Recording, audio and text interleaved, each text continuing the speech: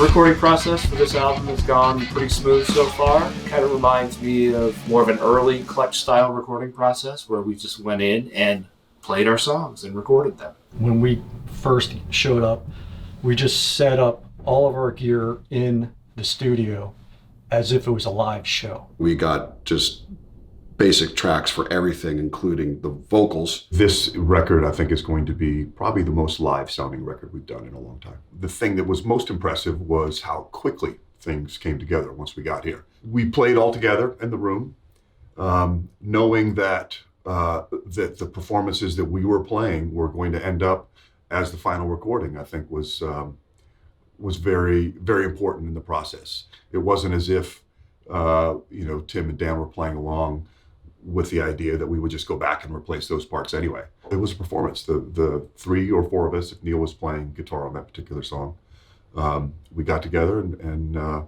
we played that song as best we could several times until we were finally satisfied. I know I'm going to kind of dig in a little more with the knowledge that what I'm playing as John Paul's in the room and Tim's in a room, like that's what we're committing to the take. During this whole process, Vance is kind of mixing as he goes.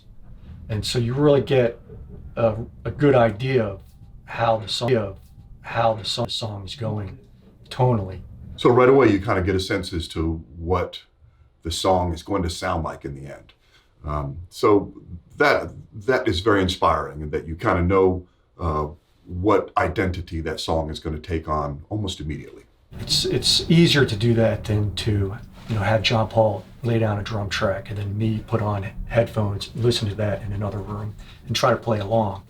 It's not the same energy, so it's nice to be able to capture that initial take, which is awesome because then you don't, that's one less thing you have to worry about. Is this going to sound good? And like right off the bat, yes, it does.